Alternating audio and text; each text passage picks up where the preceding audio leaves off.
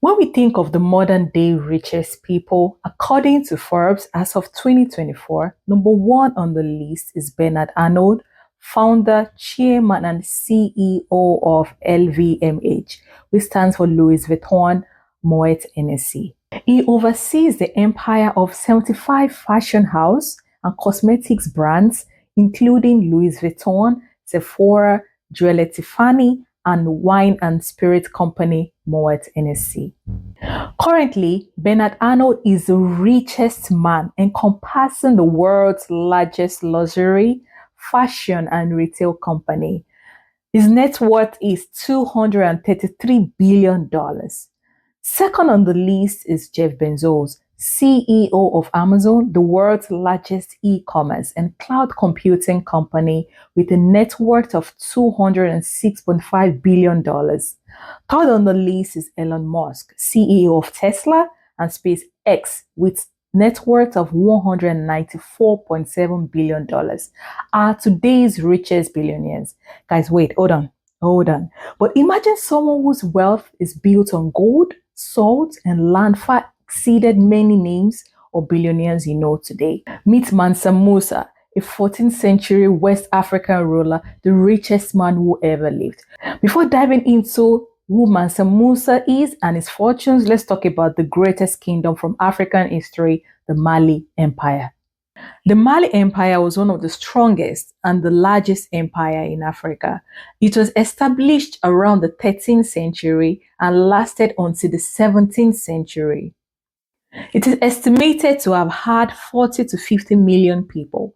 It is stretched from present-day countries of Mali, Senegal, the Gambia, Guinea, Niger, Nigeria, Chad, Mauritania, and Burkina Faso.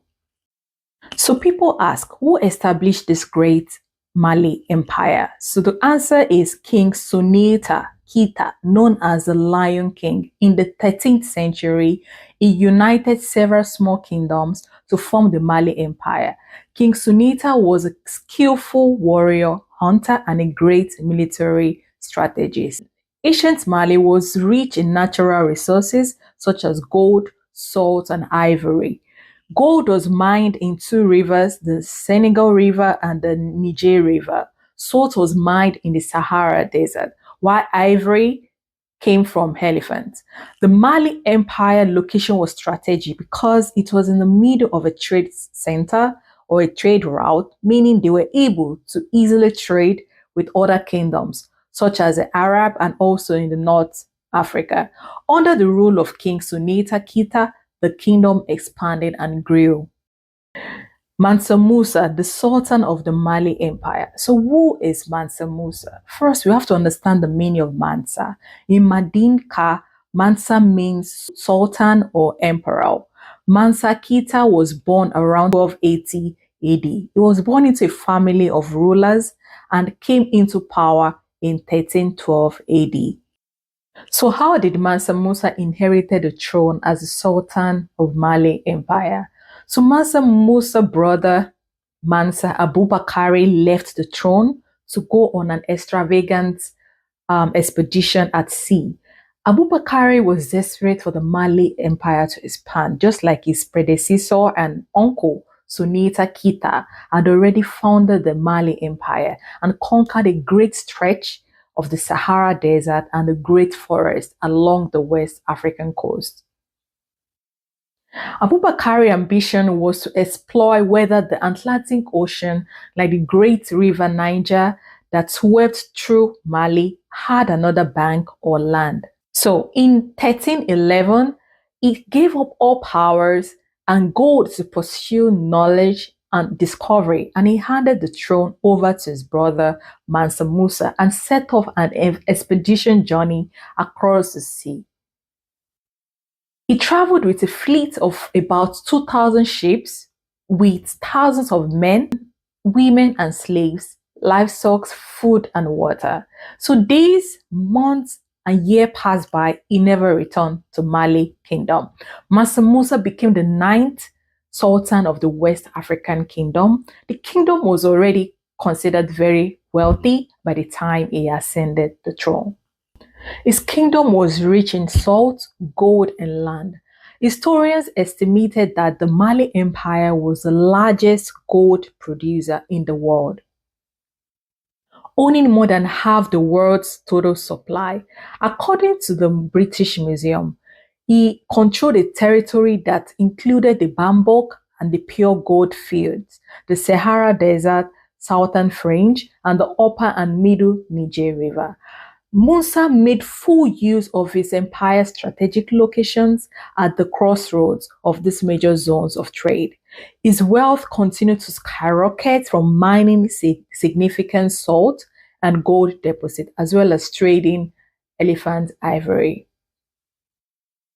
Under his rule, his kingdom grew immensely, stretching over 3,000 kilometers from the Atlantic Ocean to modern-day Niger, annexing over 24 cities, including the Timbuktu. From history, he had never lost a battle, and in many cases, territories joined the Mali Empire willingly due to the higher quality of life. They are the most extravagant pilgrimage of all time. In 1324, Musa embarked on the Hajj, the religious pilgrimage to Mecca that all Muslims are expected to make in their lifetime, which is now referred to as the most extravagant pilgrimage in human history. Mansa Musa was knowledgeable in Arabic and was described as a Muslim traditionalist. He became the first Muslim ruler in the West Africa to make 6,500-kilometer journey from Mali to Mecca through the desert.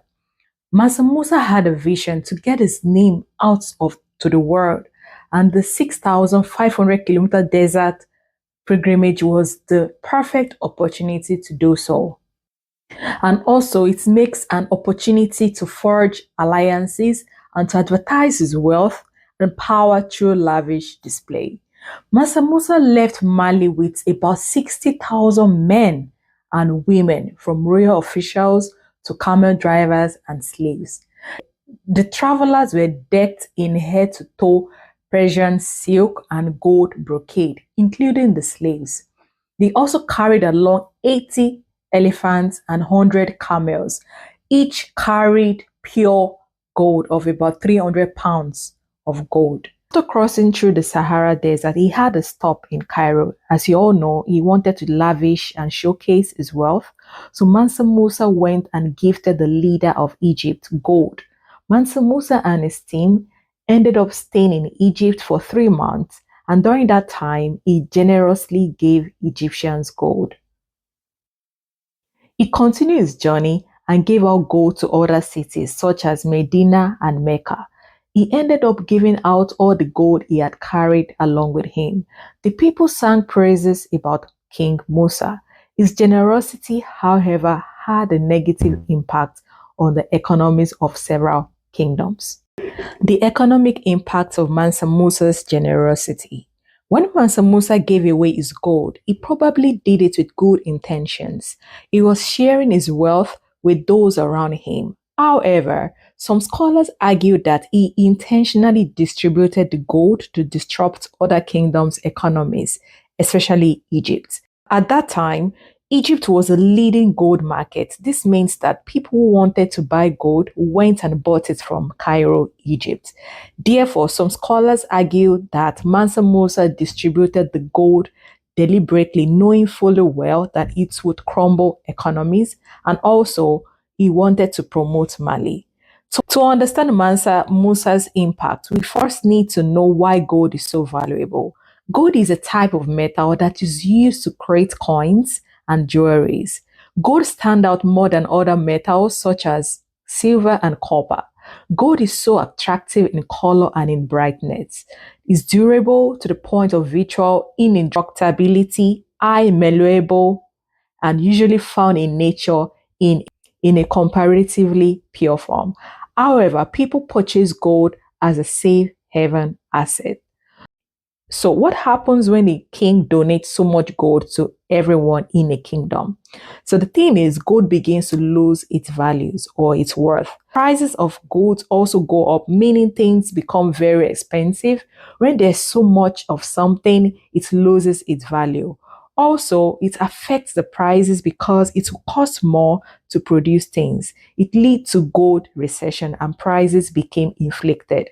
So Egypt's economy was particularly affected. It took the kingdom 12 good years to recover from Mansa Musa's 3 month stay. During this period, people around the world, including Egyptians, turned to Mali for their source of gold, which grew the kingdom even further. Despite this, Egyptians still sang praises about King Mansa Musa for many years. People around the world learned of Mansa Musa. He became the richest man to ever live. Mansa Musa's legacy. As soon as Mansa Musa returned from Mecca to Timbuktu, he brought back scholars and architects from Cairo to build a great mosque named Injegerube.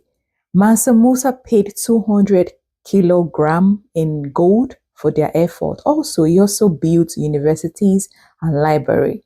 The famous Dinjegerebe Mosque in Timbuktu is an architectural masterpiece and one of the most iconic buildings in Africa. The mosque still stands today as a UNESCO World Heritage Site. Timbuktu drew scholars from all over the Islamic world to study in the library and universities. The awareness of Mansa Musa by other Islamic leaders brought increased commerce and scholars and artisans, making Timbuktu one of the leading cities in Islamic world during the time. Timbuktu was clearly the center of Islamic sub-Sahara Africa. Mansa Musa died in 1337 at the age of 57, leaving behind a legacy of wealth, power, and influence that is unmatched by any other ruler in history. He was succeeded by his son Maghan I, who could not maintain the stability and prosperity of his father's reign. The Mali Empire gradually declined after Mansa Musa's death due to internal conflicts, rebellions, and invasions by neighboring states. The smaller cities broke off and the entire empire crumbled. The later arrival of the Europeans in the region was a final end of the empire. But Mansa Musa's achievements and contributions to African civilization are still remembered and celebrated today. He is regarded as one of the greatest leaders and benefactors of African and Islam. So here's a question. How rich was Mansa Musa? So some estimates put Mansa Musa's net worth at around 400 to 500 billion dollars. Many historians, however, agree that his wealth was richer than anyone could describe. So he's known as the richest person that has ever lived. Thank you for watching to the very end of my video and see you guys in the next one. Peace out.